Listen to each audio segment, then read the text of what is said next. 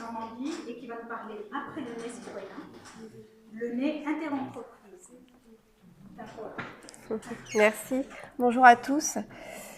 Tout d'abord, je présente les excuses de Sandrine Capot de la CCI Seine-et-Estuaire qui donc pilote le projet des nez interentreprises et qui nous a demandé à Atmo Normandie d'être associée depuis 2013 à ce projet. Juste pour replanter un petit peu le contexte, donc l'estuaire de la Seine possède un socle industriel très important, notamment la zone du Havre et de Port-Jérôme entre Rouen et Le Havre, avec de nombreuses entreprises à la fois pétrolières, chimiques, pétrochimiques, automobiles, aéronautiques, agroalimentaires, métallurgie, etc. Pour resituer aussi également le contexte, en fait, Atmo Normandie pilote des opérations de nez habitants bénévoles depuis 1997 et donc sur la région du Havre depuis 2003. Et vous avez ici, sur ce graphique, les résultats de 3 campagnes de mesure réalisées à chaque fois durant une année complète par ces habitants bénévoles qui ont donc fait chaque jour quotidiennement des relevés olfactifs depuis leur habitation sur la région havraise. Vous avez en vert les résultats de la campagne 2003-2004, en rouge 2007-2008 et en bleu la dernière campagne 2012-2013. Donc vous pouvez avoir ici en fait le parfum ambiant, comme si on mettait la ville du Havre sous une cloche. Donc le parfum de la ville du Havre avec les notes odorantes précises basées sur un référentiel chimique que je vous présenterai ultérieurement et que j'ai déjà présenté plusieurs fois à différents colloques, dont en 2016 un colloque qui s'intitulait exactement comme celui-ci, Sciences participatives, capteurs citoyens. Je croyais que c'était la deuxième édition, mais en fait on m'a expliqué que ce n'était pas forcément le même organisateur. Donc en fait, rapidement pour expliquer, le parfum odorant du Havre, c'est avant tout des notes soufrées. Furfuryl mercaptan, ça peut faire penser à du café, torréfaction des fèves de café, des grains de café. L'H2S, bien connu, des mercaptans, beaucoup de soufrés. On voit une évolution qui est liée aussi à des actions industrielles en parallèle. Dans ce contexte, la commission Santé, Environnement, Écologie industrielle, pilotée par la Chambre de commerce et d'industrie de la Seine-et-Estuaire, a souhaité en fait poursuivre le programme de suivi des odeurs sur cette zone industrielle et portuaire du Havre. Et donc il y a 5 entreprises qui sont représentées dans cette commission de différents secteurs, la chimie, la pétrochimie, l'énergie, la valorisation des déchets, ainsi que donc notre association de surveillance de la qualité de l'air Atmo Normandie. L'idée était de constituer un réseau d'experts en olfaction dans les entreprises, au sein des entreprises, sachant qu'il y avait déjà quelques salariés formés, mais individuellement dans chaque entreprise. Il n'y avait pas de travail collectif inter-entreprise. Les objectifs de ce réseau, c'est de signaler, de qualifier un épisode odorant inhabituel, donc une odeur soit inhabituelle en intensité, sur le fond ambiant, ou en nature odorante. De pouvoir aussi identifier, dans la mesure du possible, l'origine de cette émission odorante anormale, afin d'éviter qu'elle se propage de façon lointaine auprès des riverains et des habitations. Et enfin, dernier objectif pour la commission, c'était de mettre en lumière l'implication collective des industriels concernant la problématique odeur en dehors de tout champ réglementaire. Rapidement, le socle ici, le référentiel qui est utilisé, qui donc s'appelle le langage des nez, et qui est ici le socle complété des notes odorantes spécifiques de l'estuaire de la Seine. Donc il faut imaginer ça en 3 dimensions, c'est un univers comme des planètes basé sur la chimie. En fait, à la maternelle, on a tous appris le référentiel des couleurs, donc on arrive à communiquer sur les couleurs. Nous n'avons pas appris à parler des odeurs. Donc il y a tout un apprentissage qui est fait auprès des habitants depuis longtemps et depuis les industriels depuis 2013. Il y a maintenant, depuis 2013 jusqu'à nos jours, donc un réseau de nez qui s'appelle les nez de l'estuaire, inter-entreprises. Et donc, vous avez ici la carte des entreprises et des salariés formés. On arrive à une équipe de 55 nés industriels avec 16 entreprises impliquées. Chaque site industriel impliqué comprend donc un référent né, un salarié référent, qui va être le relais direct en cas de signalement odorant et qui va centraliser la remontée de l'information. Ensuite, un site industriel peut posséder un ou plusieurs nés formés. Donc, ces nés sont soit de niveau 1, c'est une première marche à l'apprentissage qui en fait dure 10 heures de formation et qui permet d'alerter et de rechercher des molécules référentes précises par rapport à la zone étudiée. Il y a également des nés de niveau supérieur, dits qualifiés, niveau 2, qui là en fait implique 32 heures de formation. Donc c'est un niveau qui permet d'aller plus loin dans l'analyse des odeurs et d'étudier des mélanges complexes. Alors, le réseau des nés de l'estuaire peut être déclenché de différentes manières, mobilisé soit par un industriel du réseau lui-même, qui va détecter donc une anomalie, comme on l'a dit, odorante. Donc, il a le choix d'informer uniquement l'administrateur, c'est-à-dire Atmo Normandie, la CCI, ou d'activer directement en temps réel tout le réseau des nés. Et après, je vais vous expliquer dans un instant comment ça se passe. Ou en parallèle, c'est en fait nous, à Atmo Normandie, qui recevons très régulièrement des signalements de riverains qui pouvons activer le réseau directement. Pour activer ce fameux réseau, nous disposons d'un outil qui a été développé par nos collègues à Amiens, utilisé par d'autres à Squois, plus en termes d'outils grand public pour signaler des odeurs. C'est ce qui a été fait notamment par Air Paris sur un secteur particulier pendant une année complète. Nous, en fait, on utilise l'outil qui s'appelle Odo, uniquement pour le moment en réseau privé, donc auprès de nos nés habitants et de nos nés interentreprises. Donc cet outil permet d'alerter en temps réel et aussi de recueillir l'information. Donc ici, vous avez le formulaire qu'il faut remplir, qui est très simple. On est géolocalisé, donc c'est soit sur smartphone, soit sur Internet. Il y a une géolocalisation et un formulaire basé sur le référentiel que vous venez de voir précédemment, qui permet en fait de signaler précisément, objectivement, l'odeur. Une fois tout en bas, c'est en petit du formulaire, il y a une case. Si le nez la coche, ça envoie l'information qu'à Atmo Normandie. Et après, nous, on la traite en fonction des autres informations que l'on dispose.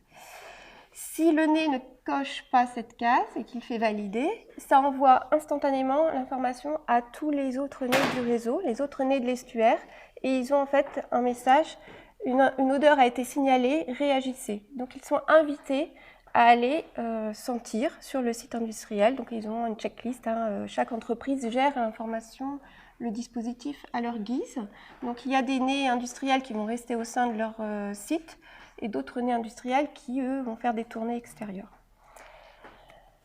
Tout cela est régi par des chartes de fonctionnement, d'implication des nés et des entreprises qui s'engagent dans ce dispositif qui notamment demande du temps aux salariés pour ne serait-ce que maintenir les compétences.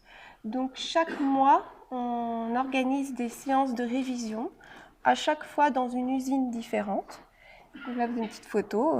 Donc il y a une séance collective en salle de travail sur des molécules odorantes, des mélanges aussi plus ou moins complexes. Et ensuite, cette séance en salle est suivie d'une séance terrain. Donc on sort au sein de l'usine et on fait des tournées olfactives au sein de l'usine. Ça permet donc de maintenir les compétences, d'appréhender de nouvelles notes odorantes, de travailler sur des mélanges, de s'ouvrir à des nouvelles expériences terrain, de garder la dynamique du groupe, d'avoir des échanges aussi très conviviaux et constructifs. En fait, les personnels ont appris à se connaître, ce qui permet aussi d'améliorer les échanges d'informations. Et enfin, on organise des tests trimestriels. Hein. Comme chaque usine, ils ont des procédures d'entraînement, des tests de feu, des tests d'accident, etc. Nous, on organise des tests avec l'outil Odo chaque trimestre si l'outil Odo n'a pas été utilisé durant les 3 mois précédents, afin de maintenir le système opérationnel et que chacun s'entraîne avec l'outil. Donc, pour récapituler, nous disposons d'un réseau de nez habitants dont les relevés ont permis de connaître le paysage olfactif, de faire le lien entre les odeurs senties et le process industriel, de suivre les évolutions odorantes en lien avec les actions menées au sein des sites industriels sur les différentes unités, et aussi pour alerter et investiguer. En parallèle, le nouveau réseau, depuis 2015-2016, de nez interentreprises, qui lui est plus proche des sources, qui va permettre de limiter les propagations en cas d'alerte pour une action le plus en amont possible, c'est l'objectif, pour travailler en coordination intersite et pourquoi pas servir de modèle, ce qui en fait a déjà eu lieu, puisqu'en octobre 2018, il y a eu une duplication de ce dispositif sur la zone industrielle de Bolbec-Port-Jérôme, avec 4 entreprises impliquées et 17 nez. Et puis je pourrais citer aussi l'exemple depuis la fin 2018, également une formation des nez interentreprises sur la région de Lac, en Nouvelle-Aquitaine. Voilà, je vous remercie.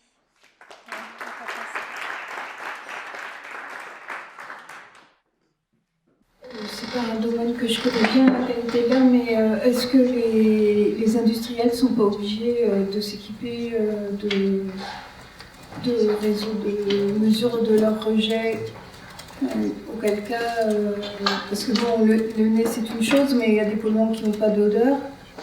Je pense pas que les dioxines aient d'odeur, par exemple. Et est-ce que ça, enfin, en quoi, qu'est-ce que ça apporte par rapport à un réseau de mesure classique pour les industriels, hein, je parle. Oui.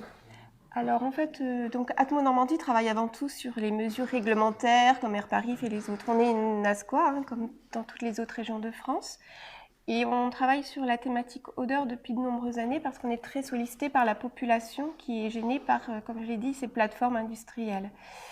Et donc depuis très longtemps, on travaille sur cette thématique et depuis 1997 avec cette méthode de reconnaissance des odeurs qui apporte beaucoup d'informations sur le process industriel, puisqu'en parallèle, on a des audits olfactifs au sein des usines, on compare avec ce qui est senti, ce qui permet de donner des priorités d'action industrielles.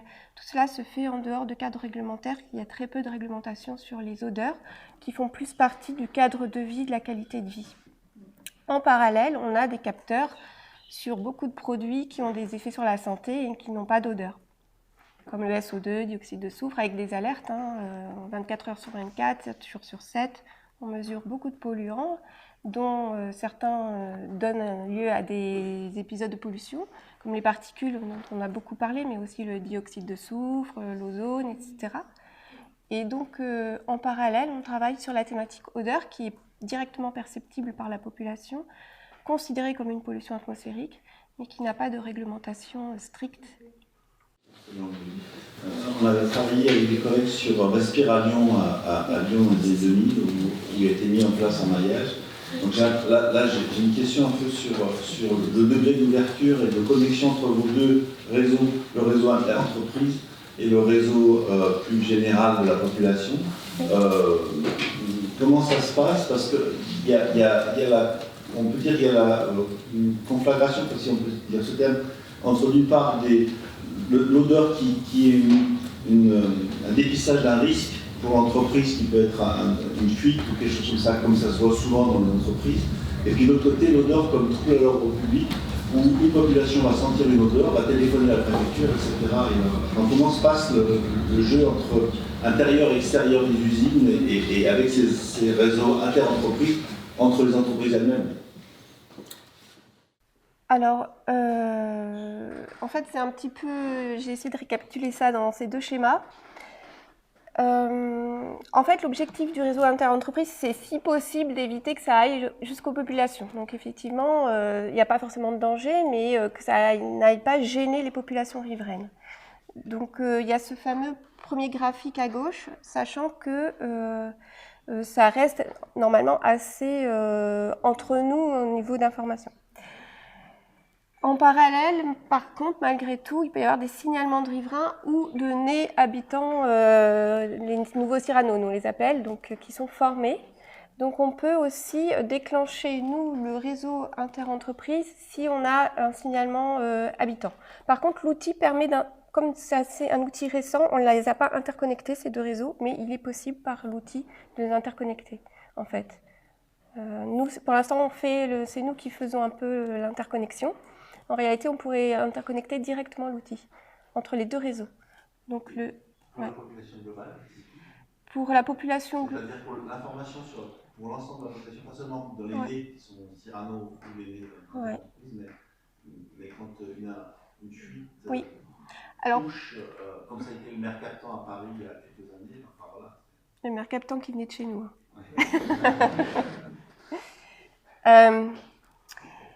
Donc en fait, il y a aussi d'autres outils en parallèle. Il y a un Allo Industrie qui a été mis en place sur Le Havre depuis peut-être 10 ans, je ne sais plus trop, qui permet d'informer la population dès que quelque chose est perceptible. Donc les industriels mettent sur Internet et sur une plateforme téléphonique des informations dès qu'il y a une odeur ou des panaches, soit en prévention, soit en cas d'incident. Donc des choses qui sont perceptibles par la population. Donc ça vient d'être mis en place depuis une semaine à Rouen, cet outil Allo Industrie. Et sinon, nous, à Tout Monde Normandie, quand on a un certain nombre de signalements, on met aussi les outils, de l'information sur nos outils, Internet, le serveur vocal, voilà, bulletin quotidien vers la presse. S'il y a un problème d'odeur ou autre anormal, on fait aussi l'information auprès de la population.